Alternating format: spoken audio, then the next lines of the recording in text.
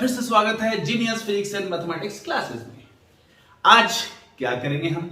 तो आज बड़ा सा इसका एक सिंपल सा आंसर है कि आज से हम लोग स्टार्ट करेंगे HC. Verma concepts of physics volume 1 से, और ये सीरीज लगातार चलते रहेगा जब तक कि हम एच.सी. वर्मा को कंप्लीट ना कर लें।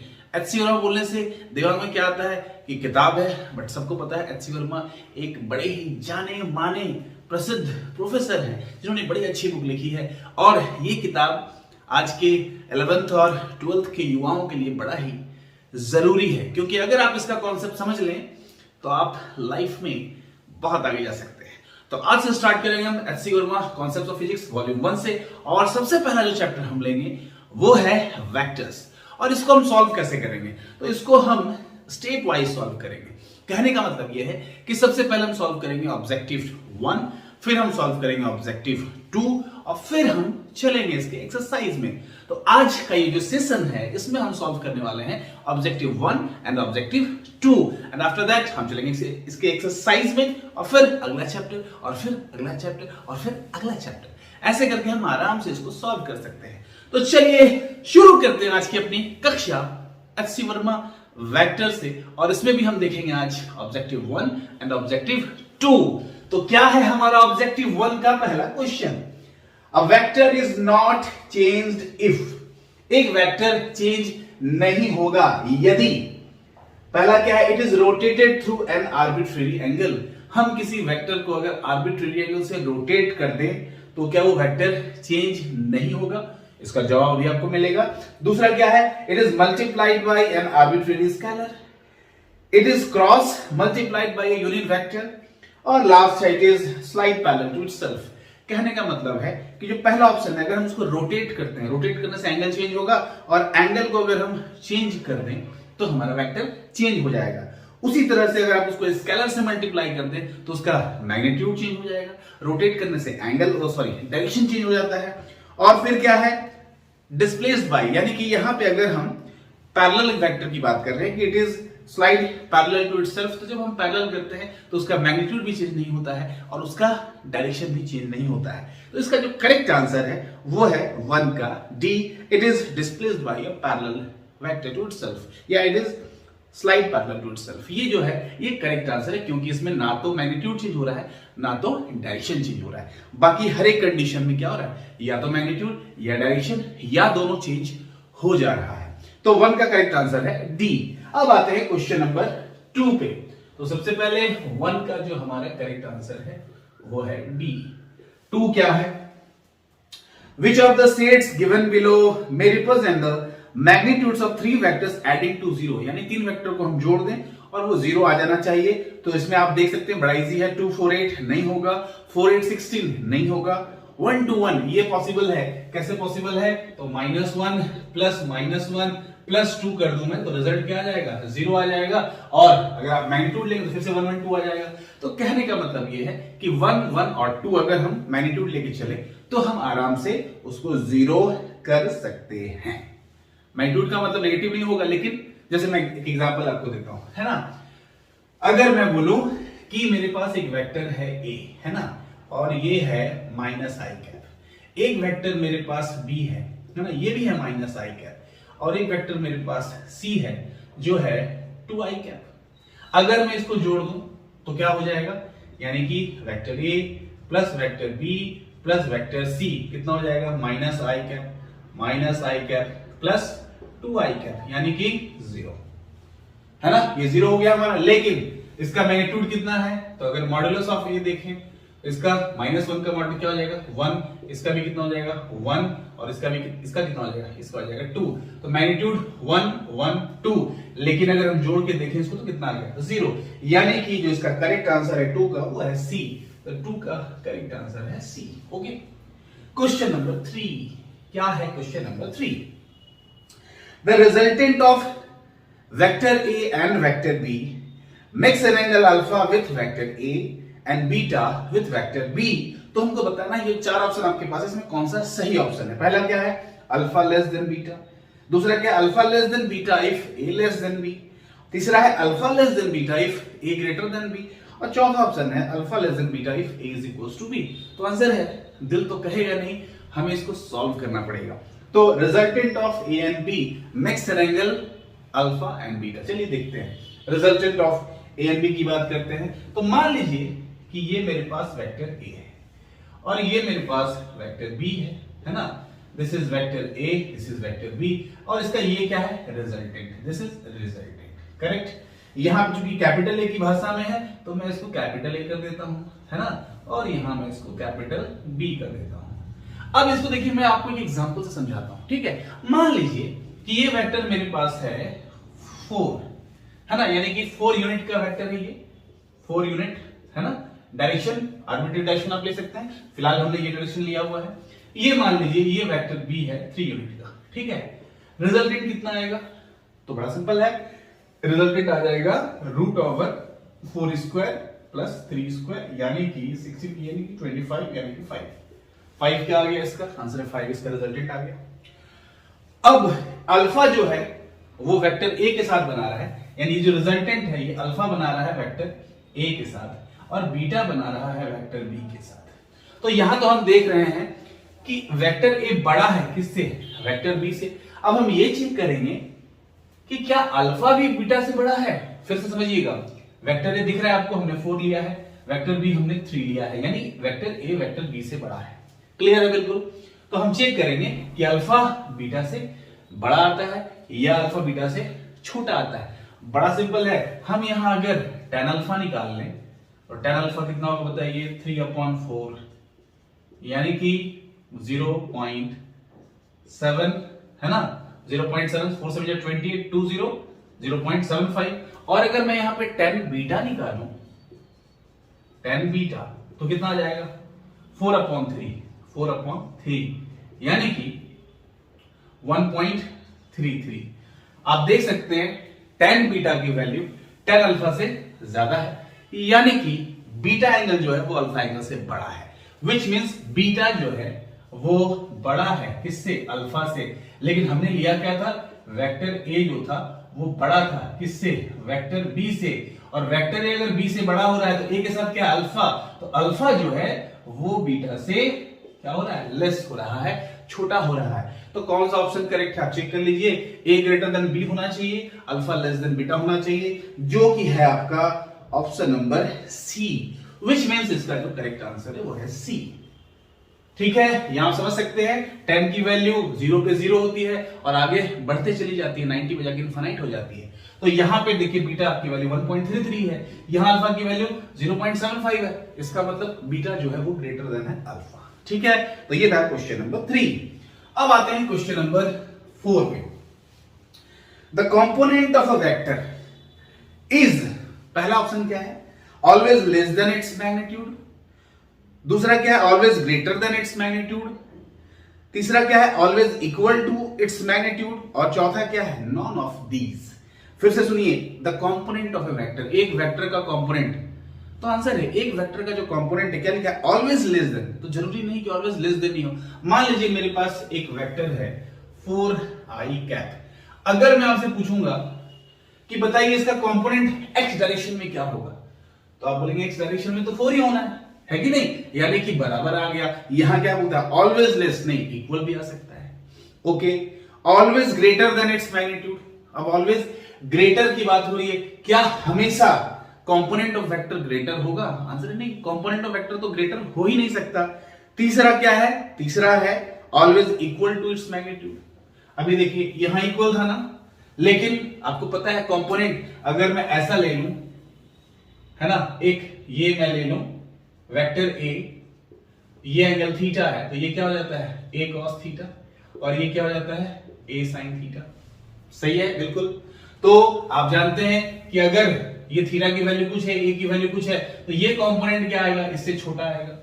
यानी ऑलवेज नहीं, लेस तो हो सकता है, ऑलवेज नहीं हो सकता है। तो ऑलवेज कहां गया ऑप्शन मेरा, हाँ, always equal to its magnitude, नहीं, इक्वल नहीं होगा, लेस हो सकता है या बराबर हो सकता है, बड़ा तो हो ही नहीं सकता है। ऑलवेज जो यहां पे लिख दिया ना, यहीं पे गड़बड़ है। मे भी लिखता तो हम आंसर दे सकते थे। तो ऑलवेज लेस देन, ये भी गलत है। ऑलवेज ग्रेटर, ग्रेटर तो हो ही नहीं सकता। ऑलवेज इक्वल नहीं हो सकता है, यानी कि जो करेक्ट आंसर है वो है नॉन ऑफ दीज, यानी कि option number D.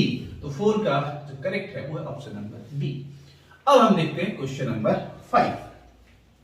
A vector A points vertically upward and B points towards north, the vector product A cross B is. आपको पता है जब भी हम वेक्टर प्रोडक्ट में क्रॉस करते हैं तो जो नॉर्मल होता है दोनों वेक्टर पे वो उसका डायरेक्शन हमको देता है। तो यहां पे बोल रहा है कि एक वेक्टर जो है वो हमारा कहां है, वर्टिकली अपवर्ड, है ना। यहां से देखते हैं, देखिए ये है वर्टिकली अपवर्ड। अब मैं बात करूं, जब हम डायग्राम यहां पे प्लॉट करते हैं ईस्ट वेस्ट नॉर्थ साउथ की अगर मैं बात करूं तो आपको पता है कि हम कुछ ऐसा ले लेते हैं, है ना, हम कुछ ऐसा लेते हैं। ये हमारा ईस्ट, ये हमारा वेस्ट, ये हमारा नॉर्थ, ये हमारा साउथ। अब आप आराम से देख के बता सकते हैं, देखिए बढ़िया से देखिएगा। ये है एक, किधर आंसर है वर्टिकली अपवर्ड। दूसरा वेक्टर किधर बोलता है, तो आंसर बोलता है नॉर्थ में, यानी नॉर्थ मतलब ये, है ना। ये हम अंदर कहां ले रहे हैं, ये हम नॉर्थ लेते हैं, ठीक है, ये नॉर्थ है। तो फिर से देखिए ये, है ना, ये कहां ले रहे हैं, नॉर्थ। तो दूसरा वेक्टर जो होगा इसको, इसका जो डायरेक्शन बताएगा किसका, ए क्रॉस बी का, वो किधर बताएगा। तो आंसर है कि ये डायरेक्शन है इसका, विच मींस किधर आ रहा है, देखिएगा इसको अच्छे से देखिए, किधर आ रहा है, ये वेस्ट की तरफ, है ना। फिर से समझिए आप इसको, ये क्या है, दिस इज वर्टिकली अपवर्ड। दूसरा वेक्टर हमारा क्या है, दूसरा वेक्टर हमारा है, ये मैं यहां पे इसको एक और लेके बताता हूं आपको कि ये आपका हो गया कहां पे, अपवर्ड। दूसरा वेक्टर किधर है, नॉर्थ। नॉर्थ मतलब ये देखिए इधर क्या होता है, साउथ, ये मैं नॉर्थ इधर ले रहा हूं, है ना, देख सकते हैं आप। तो इसका जो रिजल्टिंग डायरेक्शन होगा वो किधर होगा, तो ये दोनों पे नॉर्मल किधर आ रहा है, इस साइड। ये हो गया, ये कौन सा रूल लगाते हैं, राइट हैंड स्क्रू रूल। तो इसके अकॉर्डिंग ये है ए, ये है बी, तो ए क्रॉस बी ये आ रहा है, यानी किधर जाएगा, देखिए डायग्राम में वेस्ट की तरफ, है ना। तो ये आपका जाएगा वेस्ट की तरफ। तो इसका करेक्ट आंसर है अलोंग वेस्ट, विच मीन्स कौन सा ऑप्शन सही है, तो हमारा जो ऑप्शन है अलोंग वेस्ट वो है ऑप्शन नंबर ए। इसका मतलब 5 का ऑप्शन नंबर ए जो है वो करेक्ट आंसर है। अब आते हैं question number 6। The radius of a circle is stated as 2.12 centimetre, its area should be written as. अब यहां पे रेडियस कितना दिया हुआ है, तो आंसर है यहां पे रेडियस जो है वो आपको दे दिया है, radius is equals to 2.12 centimetre. Area क्या होता है भाई, एरिया होता है pi r square, pi 3.14 r square 2.12 का स्क्वायर। इसको जब आप कैलकुलेट कीजिएगा तो 14.11 ऐसा कुछ आंसर आने वाला है, 14.112 ऐसे कुछ आएगा। लेकिन हमसे पूछा है करेक्ट आंसर, यहां एरर की बात हो रही है। आप देख सकते हैं तो रेडियस जो है वो आपको 3 सिग्निफिकेंट फिगर में है ना। जब हम एडिशन और सब्ट्रैक्शन करते हैं और जब हम लोग प्रोडक्ट करते हैं तो प्रोडक्ट में हम क्या देखते हैं, नंबर ऑफ सिग्निफिकेंट फिगर। तो रेडियस में जो आपका नंबर ऑफ सिग्निफिकेंट फिगर था वो 3 था। तो एरिया में भी चूंकि हम प्रोडक्ट करते हैं पाई इंटू आर, तो उसमें भी हमें आंसर क्या देना है, उसमें भी हमें आंसर देना है 3 सिग्निफिकेंट फिगर में ही। लेकिन यहां तो 4 हो जा रहा है, तो 3 में आंसर करना है हमें, तो आंसर है 14.1 सेंटीमीटर स्क्वायर।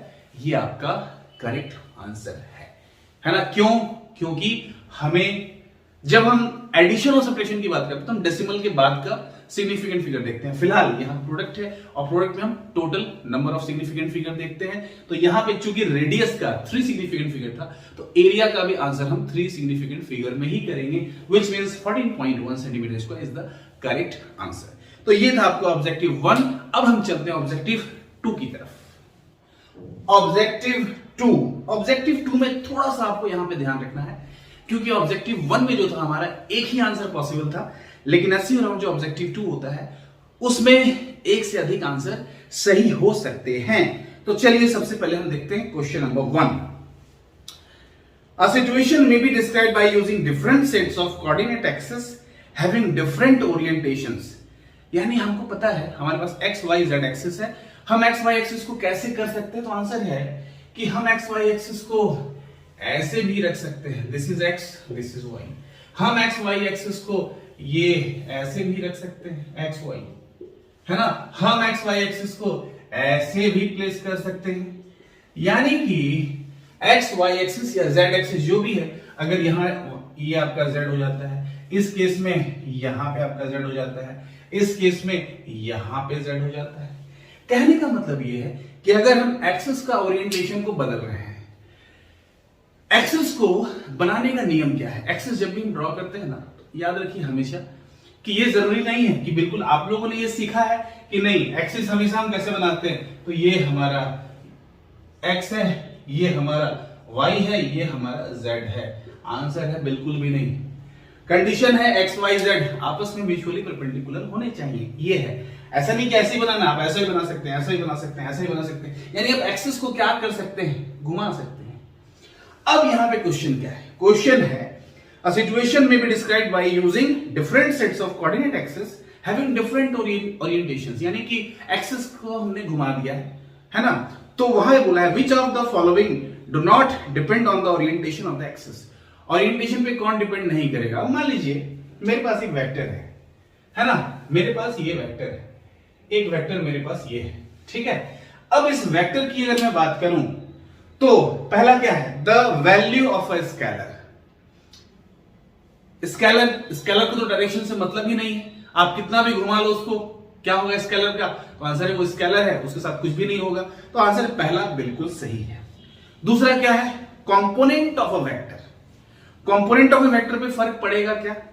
तीसरा है क्या, वेक्टर, वेक्टर में फर्क पड़ेगा क्या, the magnitude of a vector, magnitude of vector पे फर्क पड़ेगा क्या, तो आंसर है ये तो वेक्टर है, अब आप कुछ भी घुमा लो रहेगा किसी डायरेक्शन में, तो वेक्टर पे कोई फर्क नहीं पड़ेगा।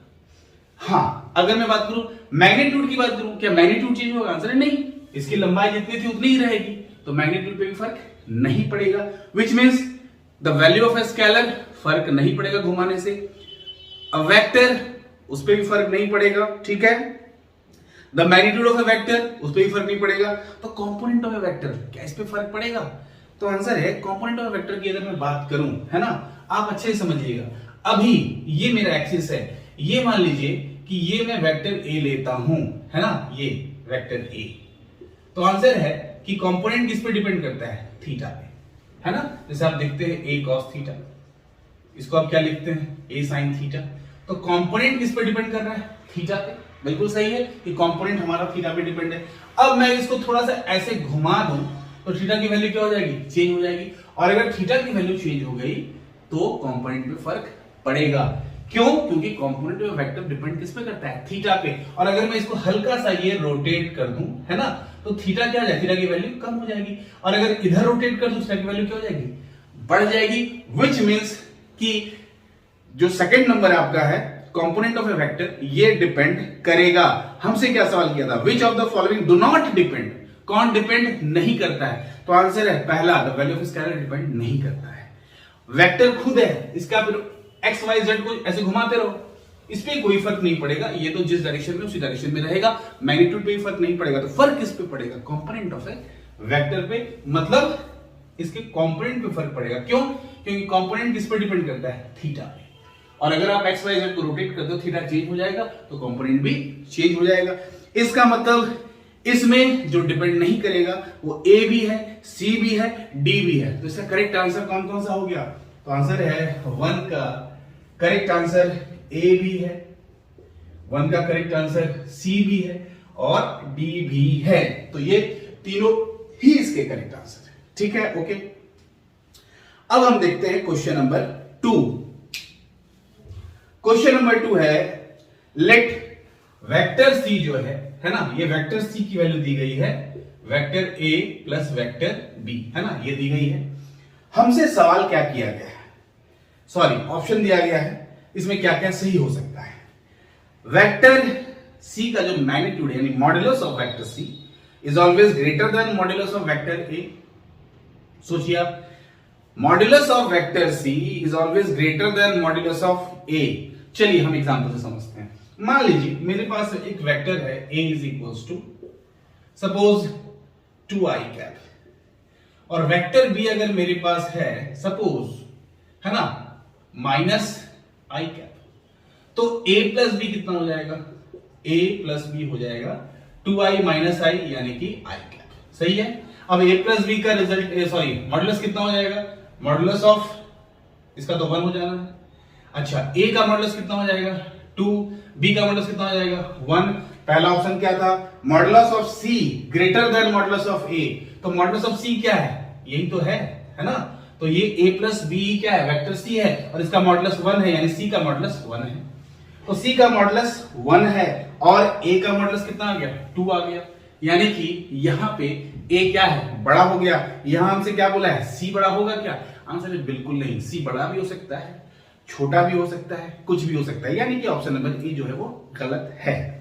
बी हम देखते हैं, it is possible to have modulus of C less than modulus of A, जो कि हमको यहां दिख रहा है कि यहां पे मॉडुलस ऑफ सी कितना आ गया है, मॉडुलस ऑफ सी आ गया है 1, और मॉडुलस ऑफ ए कितना है, मॉडुलस ऑफ ए कितना है, यहां पे 2 है, और यहां मॉडुलस ऑफ बी कितना है, तो आंसर है ये 1 है। तो यहां ये पूछा है it is possible to have modulus of C less than modulus of A, तो modulus of C less than modulus of A बिल्कुल सही है। अच्छा, पॉसिबल ये पूछा, इट इज ऑलवेज नहीं, इट इज पॉसिबल, क्या यह संभव है, आंसर इज यस।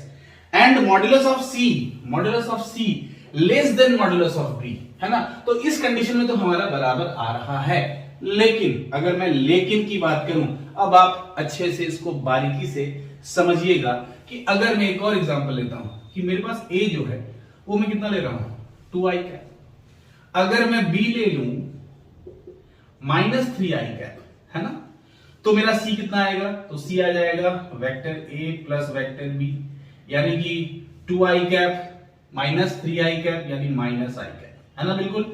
अब c का मॉडुलस कितना होगा, तो आंसर है -i कैप है, तो इसका 1 हो जाएगा। a का मॉडुलस कितना होगा, तो a का मॉडुलस 2 हो जाएगा। b का मॉडुलस कितना होगा, तो आंसर है 3 हो जाएगा, है ना। अब देखिए c जो है वो less than modulus of b भी है और modulus of c less than modulus of a भी है, यानी ये संभव है कि modulus of c modulus of a से भी छोटा हो और modulus of c modulus of b से भी छोटा हो, ये पॉसिबल है, हमेशा नहीं। यहां पे सवाल क्या है, it is possible, yes it is possible. तो ऑप्शन नंबर बी आपका करेक्ट है। c is always equals to a plus b, क्या c हमेशा a प्लस b के बराबर होगा, आंसर नहीं। आप चेक कर सकते हैं, c जरूरी नहीं कि हमेशा a प्लस b के बराबर हो, कभी कभी हो सकता है। c is never equal to a plus b, क्या c कभी भी a प्लस b के बराबर नहीं होगा, आंसर नहीं, ये भी गलत है, हो सकता है बराबर। तो कुल मिलाकर 2 का जो करेक्ट है वो है it is possible to have modulus of c less than modulus of a and modulus of c less than modulus of b, which means correct answer 2 का जो है वो है b, ठीक है। तो 2 का करेक्ट आंसर कौन सा है, b है। फिर से सुनिए, ये तो पॉसिबल था ही नहीं, मैंने समझा दिया, b पॉसिबल है, c और d पॉसिबल नहीं है। कि c is always equals to a plus b, नहीं, ऑलवेज इक्वल नहीं हो सकता है वो छोटा हो जाए, है ना। d में नेवर इक्वल नहीं हो सकता, इक्वल हो जाए, ठीक है। तो यहां पे करेक्ट आंसर है b। अब हम चलते हैं क्वेश्चन नंबर 3 की तरफ। क्वेश्चन नंबर 3 क्या है, let the angle between two non zero vectors a and b be 120 degree and it's resultant is c, ठीक है। रिजल्टेंट c है, दो वेक्टर a और b है, दोनों के बीच का एंगल 120 डिग्री है, तो c क्या होगा, हमारा जो ऑप्शन यहां पे है, c must be equal to a minus b, c must be less than a minus b, c must be greater than a minus b, modulus of a minus b, और c must be equal to modulus of a minus b। Check कर लेते हैं, बड़ा simple है। हमारे पास दो vector है, एक वेक्टर हमारे पास है a, एक वेक्टर हमारे पास है b, है ना, ये दो वेक्टर है हमारे पास। ये एंगल कितना है 120 डिग्री। इसका रिजल्टेंट किधर होता है, आपको पता है, यहां से हमें क्या ड्रॉ करना होता है, एक पैरेललोग्राम, और ये पैरेललोग्राम हमने ड्रॉ कर लिया। इसका जो डायगोनल होता है वो हमें देता है रिजल्टेंट। यहां पर रिजल्टेंट c है, तो c की वैल्यू कितनी होती है रिजल्टेंट की, बताइए। c हो जाता है आपका root under a square plus, ये था वेक्टर a और ये vector b, a square plus b square plus 2ab cos theta, है ना, 2ab cos थीटा, थीटा यहाँ कितना है 120, तो a square plus b square plus 2ab cos 120 degree. cos 120 को क्या लिखेंगे, cos 90 प्लस 30, सेकंड में चला जाएगा, सेकंड क्वाड्रेंट में cos में जब चेंज होगा साइन में माइनस साइन 30 हो जाएगा, तो वहां पे -1/2 आ जाएगा। इसका मतलब ये हो जाएगा आपका a square plus b square plus 2ab और इसकी वैल्यू -1/2, 2 कैंसिल, तो a square plus b square minus ab, है ना। अगर यहाँ -2ab आता तो a माइनस b का होल स्क्वायर होता, a माइनस b बाहर हो जाता, तब c जो है a माइनस b के बराबर हो जाता।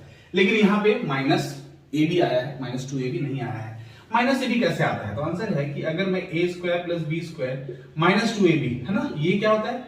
ए माइनस बी का होल स्क्वायर। अगर मैं इसमें प्लस ए बी कर दूं, क्या कर दूं? प्लस ए बी कर दूं, यानी मैं कुछ जोड़ रहा हूं। अगर मैं कुछ जोड़ रहा हूं तब ना माइनस ए बी आएगा, minus 2ab plus A B, तो माइनस ए बी आ जाएगा। इसका मतलब कि a माइनस बी में कुछ जुड़ा है। जुड़ा का मतलब क्या हो गया? कुछ ऐड हुआ है। इसका मतलब ये है कि वो a माइनस बी के होल स्क्वायर से ज्यादा है। तो यहाँ पे ये जो कंटेंट आपको दिख रहा है, a square plus B square minus 2ab, ये a माइनस बी के होल स्क्वायर से बड़ा है।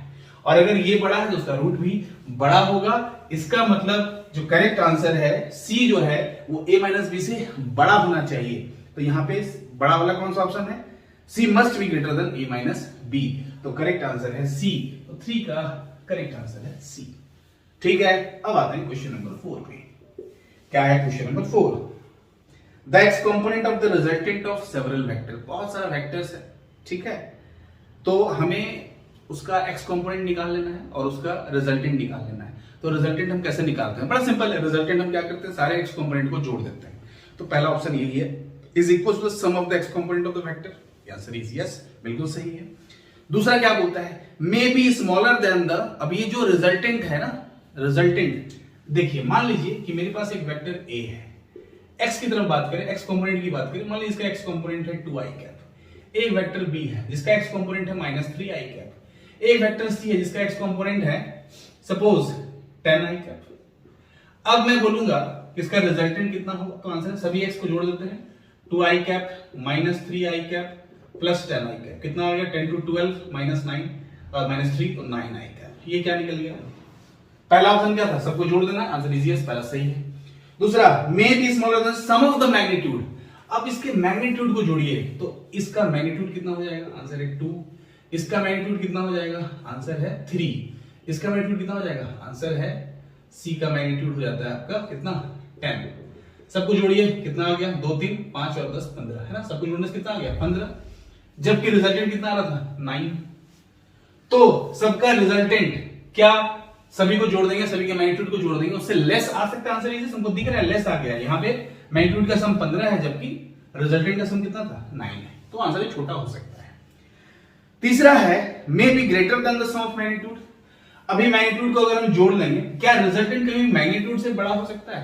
आंसर इज नहीं। अगर प्लस भी लेंगे सभी को तो मैग्नीट्यूड के बराबर हो सकता है, माइनस लेंगे तो छोटा हो जाता है, लेकिन क्या बड़ा हो सकता है? Answer is yes, no, sorry नहीं, बड़ा नहीं हो सकता है। क्या हो सकता है? ये आ गया पहले रिजल्टेंट एक्स का, हमने निकाल दिया 9 मैग्नीट्यूड का सम निकाला तो कितना आ गया? 15। तो रिजल्टेंट जो है वो सम ऑफ द मैग्नीट्यूड के छोटा हो गया, बड़ा नहीं हो सकता है।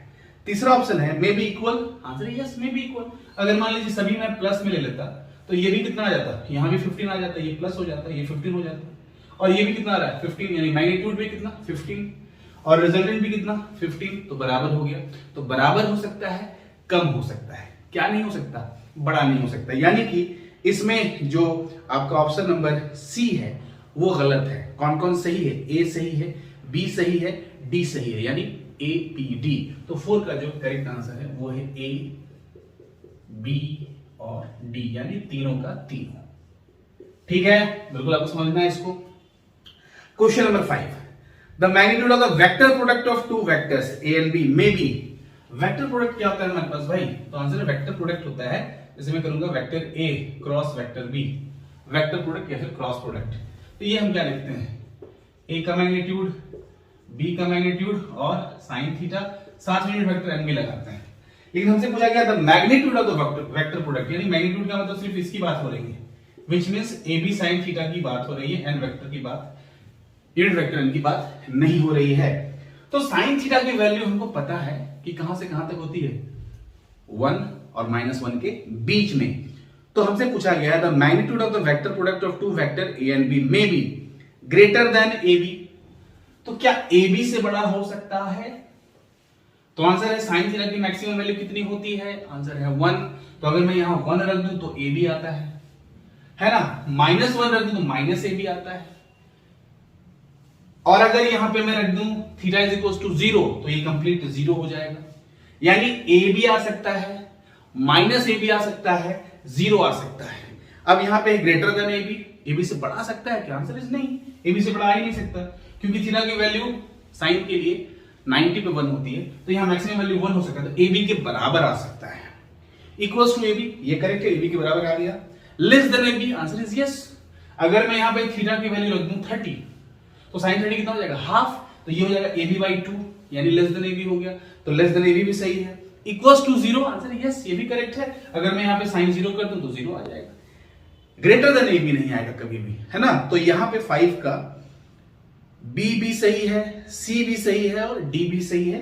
कौन सही नहीं है, A सही नहीं है, तो B भी सही है, C भी सही है और D भी सही है। तो ये था आपका ऑब्जेक्टिव 2 का। इसमें हमने देखा कि एक से अधिक आंसर सही हो सकते हैं। तो ये था हमारा आज का objective 1 and objective 2 for vectors. अब हम देखेंगे अगले क्लास में इसके एक्सरसाइज के प्रॉब्लम्स और उसको बड़े अच्छे से सॉल्व करेंगे ताकि आपको अच्छे से समझ में आ जाए। और अगर वीडियो अच्छा लगा हो तो लाइक करें और चैनल को सब्सक्राइब करें। तब तक जय हिंद, जय भारत।